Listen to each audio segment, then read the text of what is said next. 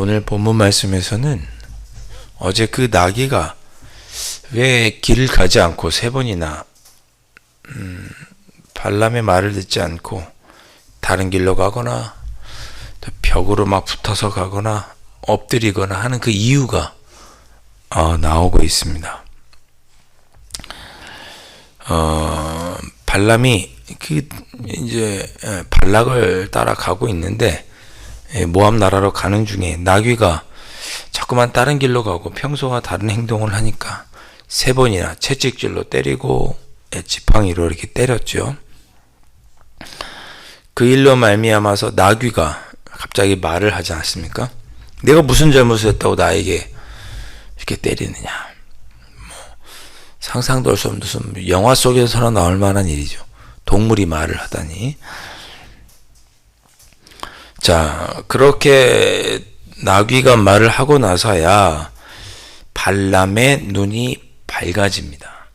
이 31절에 보니까 발람의 눈을 하나님께서 밝히셔서 그때야 여호와의 사자가 길에 이렇게 서서 손에 칼을 빼들고 선 것을 보게 하셨습니다. 저 앞에 여호와의 사자가 칼을 빼들고 있어서 나귀가 그걸 알고 길을 가는 걸 주저했구나. 이제 그걸 알게 된 거죠. 그걸 보고 머리를 숙이고 여호와의 사자에게로 머리를 발람이 숙이게 됩니다. 여호와의 사자가 이르게 말하죠. 너는 어찌하여 32절에 내 나귀를 이같이 세 번이나 때렸느냐. 보라, 내 앞에서 내 길이 사악함으로 내가 너를 막으려고 나왔더니. 32절 말씀을 통해서 그냥 추측해 보건대 평소에 발람이었으면 그렇게 여호와의 사자가 있는 걸 깨닫지 않았을까? 그런 생각이 듭니다. 그가 환상 중에 하나님도 음성도 듣고 또 하나님도 직접 말씀하시고 이러는 뭔가 그런 주술적인 능력이 있는 사람이었잖아요. 천사가 길을 막고 있고 나귀가 길을 안 가면 뭔가 금방 낌새를 알아차릴 수 있었을 것 같아요. 그러니까 여호와의 사자가 막았겠죠. 그래서 왜 그렇게 세 번이나 나귀를 때렸느냐, 그렇게 이야기하지 않았을까. 제 개인적인 생각입니다. 32절에 보면 어찌하여 내 나귀를 이같이 세 번 때렸느냐. 보라, 내 앞에서 내 길이 사악함으로 내가 너를 막으려고 나왔더니 이렇게 말씀합니다. 아무래도 발람의 마음이 모압으로 가는 그 마음이 좀 들떠 있었던 모양입니다. 온갖 것 부귀영화를 다 주겠다고 하니까 마음이 조금 그런데 하나님이 원치 않는 쪽으로 마음이 열린 것이 아닌가. 자, 33절 나귀가 나를 보고 이같이 세 번을 돌이켜 내 앞에서 피하였느니라.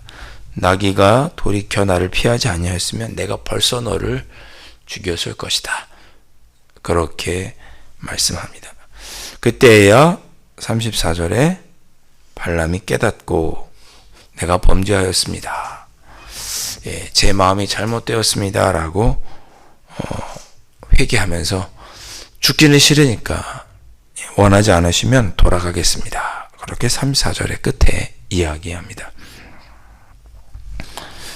이런 모습을 보면 참 사람의 마음이 간사하구나 그런 생각을 다시 해봅니다. 하나님께서 가지 말라고 하니까 안 간다고 했다가 또 와서 온갖 부귀영화를 다 누리게 해주겠다고 하니까 마음이 슬쩍 동했다가 그래서 그쪽으로 가는 길이 발걸음이 가벼워서 평소 같았으면 어쩌면 나귀가 세 번이나 그렇게 자기 말을 듣지 않고 평생에 그런 적이 한 번도 없던 나귀였는데, 그렇죠? 앞에 29절 30절을 보면 나귀가 내가 평생에 그런 적이 있었느냐 그렇게 말하잖아요. 뭔가 이런 걸 보고 낌새를 알아챘을 텐데 발람이 그러지 못했습니다. 마음이 둔해진 거죠. 하나님의 뜻이 무엇인지를 살피는데 벌써 둔해진 거예요. 그런 나귀의 경고가 아니었으면, 나귀가 3번이나 막지 않았으면 33절의 표현대로 하면 이미 발람은 여호와의 사자가 죽였을 것입니다. 그걸 나중에야 깨닫게 된 거죠. 그리고 그렇게 말합니다. 당신이 이를 기뻐하지 아니하면 나는 돌아가겠나이다.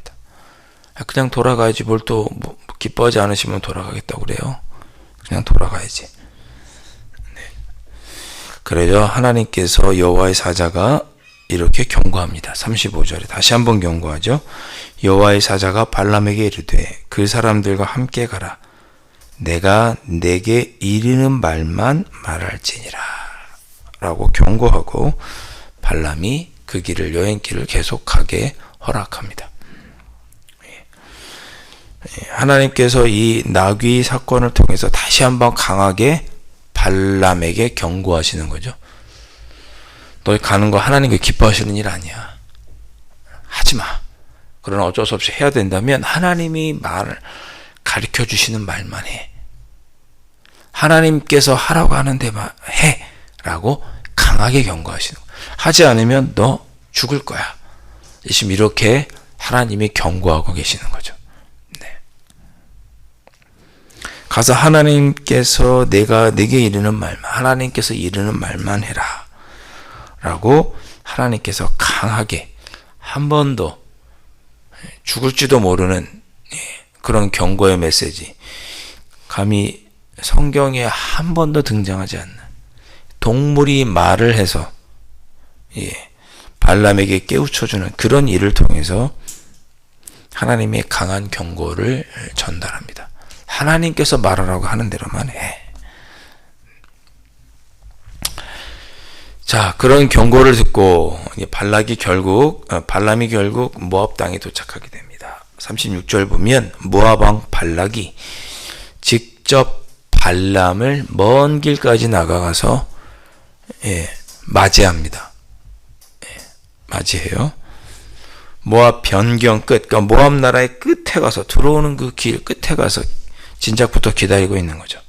그를 영접하고 37절에 내가 이렇게 어렵게 당신을 모셨다. 내가 당신을 높이겠다. 존귀하게 하겠다. 라고 발락이 이야기를 합니다. 그러자 발람이 그 이야기를 듣고, 모압 왕의 이야기를 듣고 38절에 내가 오기는 했지만 무엇을 말할 능력이 내게 있겠습니까? 이스라엘 백성을 저주할 능력이 내게 있겠습니까? 그런 뜻입니다. 자기가 온 것은 이스라엘 백성들을 저주하도록 하기 위해서 그 모압 왕이 자기를 부른 거잖아요. 신하들을 통해서 이미 그런 의사를 전했죠. 발람이 내가 무슨 능력이 있어서 그렇게 할 수 있겠습니까?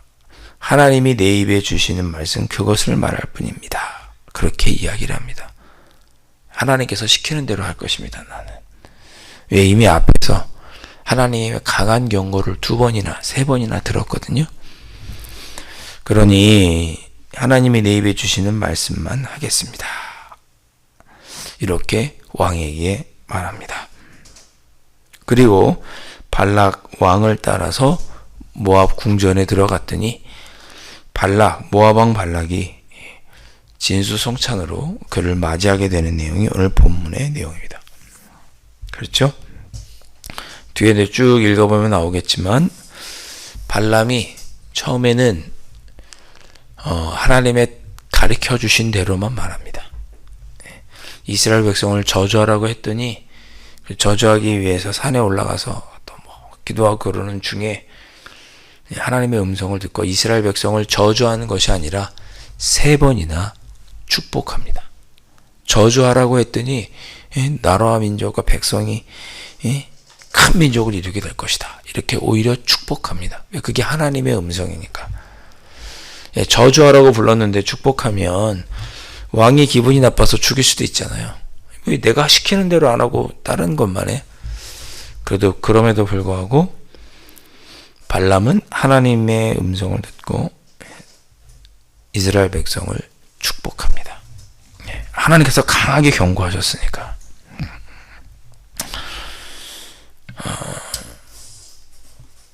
그런데 그때뿐입니다. 여러분 성경책이 있으시면 나중에 한번 지금 찾아볼까요? 민수기 31장을 한번 찾아보시죠. 민수기 31장 8절. 민수기 31장 8절 말씀.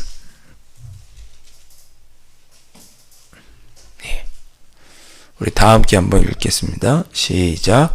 그 죽인 자 외에 미디안의 다사도 왕을 죽였으니 미디안의 왕들은 에위와 레김과 수르와 후르와 레바이며 또 볼의 아들 발람을 칼로 죽였더라. 아멘. 자, 이스라엘 백성들이 가나안 땅에 들어가기 전에 미디안과 전쟁을 했는데 그때 미디안을 다스리던 다섯 왕을 죽였다는 내용입니다. 그런데 거기에 한 명을 더 추가해서 부올의 아들 발람을 칼로 죽였다고 기록하고 있습니다. 그 밑에 16절, 31장 16절도 함께 읽겠습니다. 시작. 보라, 이들이 발람의 꾀를 따라 이스라엘 자손을 부올의 사건에서 여호와 앞에 범죄하게 하여 여호와의 회중 가운데 연병이 일어나게 하였느니라. 아멘. 자, 무슨 일이에요? 나중에 발람이 미디안 왕들에게 꾀를 내어줍니다. 발람이 꾀를 내는 거예요. 이스라엘 백성이 죄를 짓도록. 그래서 부올이라는 곳에서, 부올의 사건이 뭐냐면 미디안의 여인들이 이스라엘 백성의 남자들과 음행을 저지르게 됩니다. 그렇게 행하도록 발람이 꾀를 낸 거예요. 그때도 그냥 꾀를 냈겠어요? 진수성찬으로 대접받고 금은 보화를 받았겠죠. 그 대가로 이렇게 하면 이스라엘 백성들이 하나님께 범죄할 것이다. 이런 작전을 써봐라. 여인들을 동원해봐라.